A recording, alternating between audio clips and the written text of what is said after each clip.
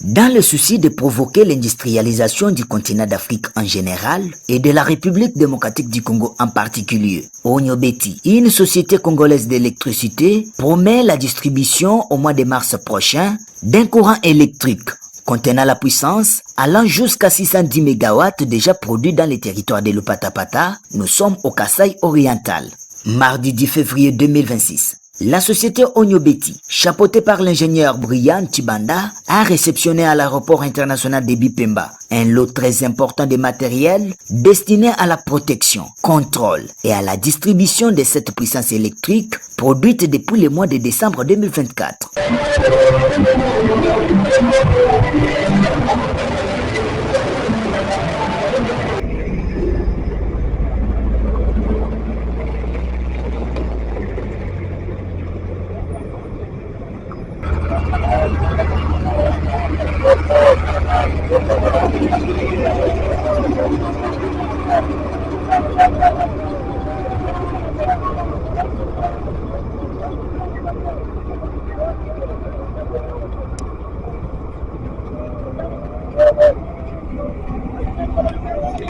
Une satisfaction totale pour l'ingénieur Erigan Ngoto Lobwaku, assistant de l'ingénieur Brian Tibanda, PDG de Onyobeti, qui a vu se transformer ce que beaucoup appelaient rêve en réalité, grâce à une technologie innovante, fruit de leur dur labeur.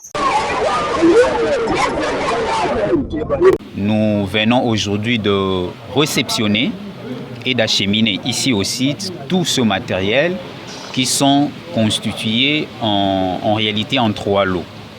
Le premier lot, ce sont des matériels destinés à la protection de cette puissance produite en amont. C'est-à-dire, nous avons produit une puissance de 610 MW au niveau de la centrale, que jusque-là, cette puissance est disponible. Le premier lot de matériel va nous permettre pour pouvoir protéger cette puissance. Donc c'est un lot constitué des appareils de matériel de protection. Le deuxième lot, ce sont des matériels destinés à pouvoir contrôler cette puissance. Parce que quand la puissance est protégée, avant sa distribution, il faudra monter effectivement une salle de contrôle pour pouvoir suivre comment la répartition de puissance est faite. Le troisième et dernier lot, ce sont des matériels destinés à la construction de cellules. Erigan Ngoto explique en outre, et d'une manière synthétique, la production de ces courants électriques. Selon lui, il s'agit d'une source minérale, due à l'exploitation d'un nombre déterminé de minéraux stratégiques, leur transformation sous forme de composés semi-électroniques, ce qui engendre la production des noyaux énergétiques, qui aboutit à son tour à la production d'une puissance électrique après son passage dans un laboratoire approprié. Voici une technologie qui continue à étonner les tierces. Comme vous le savez, pour pouvoir produire de l'électricité, il faudra recourir à une source naturelle, une source primaire. Ça peut être le soleil, ça peut être l'eau, ça peut être la chaleur, ça peut être le combustible et ainsi de suite. Nous, notre source ne dépend pas des autres sources. Nous avons développé, la société a développé une autre source pour permettre à l'Afrique de pouvoir s'industrialiser facilement. Et cette source est une source minérale. Probablement dans 4 semaines, à dater de ce jour, cette puissance électrique sera distribuée à la population du Kasaï oriental, a déclaré l'ingénieur Erigan Ngoto devant la presse. Donc déjà, nous sommes en train de discuter avec l'AMIBA à travers son entreprise, l'ENERCA, qui a déjà un réseau de distribution. Donc nous allons facilement pouvoir distribuer cette électricité. La SNEL reste également notre partenaire naturel pour pouvoir nous accompagner dans la distribution.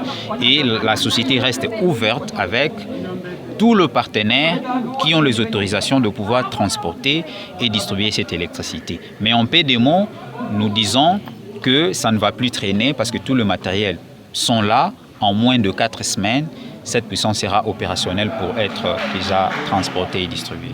Motif de satisfaction pour Charles Kamangansenda, ministre provincial en charge des plans et budget au Kasaï oriental, qui a au nom du gouverneur de province Jean-Paul Ambwebe Kapo, promet l'accompagnement du gouvernement provincial pour la réalisation de cette innovation. Le gouvernement provincial est en train d'encourager cette innovation.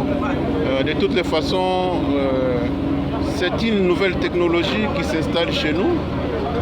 Elle fait toujours appel à beaucoup d'inquiétudes, mais aussi à beaucoup d'hésitations.